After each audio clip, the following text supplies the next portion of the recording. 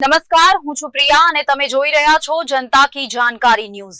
નજર કરીએ આજના સમાચાર ઉપર। આડેસર ખાતે ભવ્ય જનસભા યોજાઈ। આમ આદમી પાર્ટી દ્વારા આડેસર ખાતે આમ આદમી પાર્ટી દ્વારા ખૂબ સરસ જનસભાનું આયોજન કરવામાં આવ્યું હતું। આ જનસભામાં ખાસ કરીને કિસાન સંઘના પ્રમુખ શ્રી રાજુભાઈ કરપડા, આમ આદમી પાર્ટીના પૂર્વ પ્રમુખ કાયનાત અંસારી, સુરેશભાઈ મકવાણા રાપર શહેર પ્રમુખ, તાલુકા પ્રમુખ મહેશનાથ બાવાજી, રફીકભાઈ હિંગોરજા, સબ્બીરભાઈ હિંગોરજા, સજીદ શેખ શરીફભાઈ સમેજા, રમેશભાઈ પરમાર, રામાભાઈ આહિર, કરસન આહિર, વિષ્ણુ દરજી સહિત અનેક અગ્રણીઓ હાજર રહ્યા હતા।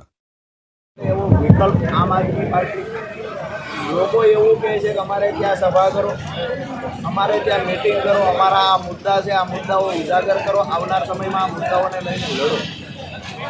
જ્યારે સ્થાનિક તાલુકાના સભ્ય, જિલ્લાના સભ્ય કે પછી ધારાસભ્ય જ્યારે લોકોની વાત નથી સાંભળતા ત્યારે લોકો અમારા સુધી પહોંચે છે, અમારો સંપર્ક કરે છે અને ક્યાંક ને ક્યાંક અમે લોકોની વેદનાને વાચા આપવાના પ્રયત્ન કરીએ છીએ।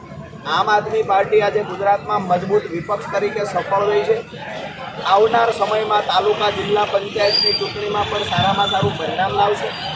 મુદ્દાની વાત એ છે કે આજે કચ્છની અંદર આડેસર ગામે સભાનું જે આયોજન થયું એમાં જે સ્થાનિક મુદ્દાઓ, ખાસ કરી અગરિયા ભાઈઓના જે મુદ્દાઓ છે એ ક્યાંક ને ક્યાંક ફોરેસ્ટમાં કામ કરતા કર્મચારીઓ અગરિયા ભાઈઓને એટલી હદે હેરાન કરે છે। જૂઠા કેસો એમની પર કરવામાં આવ્યા।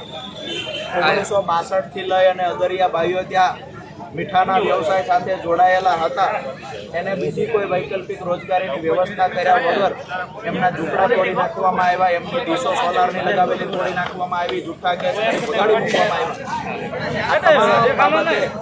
ઊંડાણપૂર્વક જ્યારે તપાસ કરો ત્યારે ખબર પડે કે ભાજપ સાથે મળેલા અમુક ઉદ્યોગપતિઓ, ભાજપ સાથે મળેલા અમુક નેતાઓ જે મીઠાના વ્યવસાય સાથે જોડાયેલા છે એનો વ્યવસાય ખૂબ મોટો અને સારી રીતે ચાલે એટલા માટે નાના અગરિયાઓને ખતમ કરવાનું આખું એક ષડયંત્ર।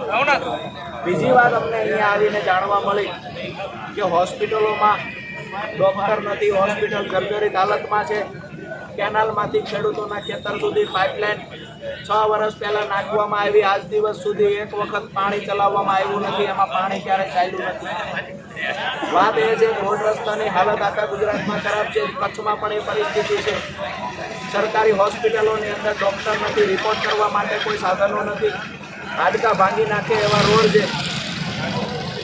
આજે આ તમામ પ્રશ્નોને લઈ અને જે દરેક વિસ્તારમાં અમે સભાઓ કરવા જઈએ છીએ, ખુશીની વાત એ છે કે સ્વયંભૂ લોકો આયોજન કરે છે। ભાજપ અને કોંગ્રેસ સાથે જોડાયેલા અનેક સામાજિક આગેવાનો વિધિવત રીતે આમ આદમી પાર્ટીનો ખેસ ધારણ કરે છે। અમારી સભા પૂર્ણ થયા પછી હજારો લોકો છેલ્લા 2 મહિનામાં આમ આદમી પાર્ટી સાથે જોડાયા છે। આજે અહીંયા પણ 100થી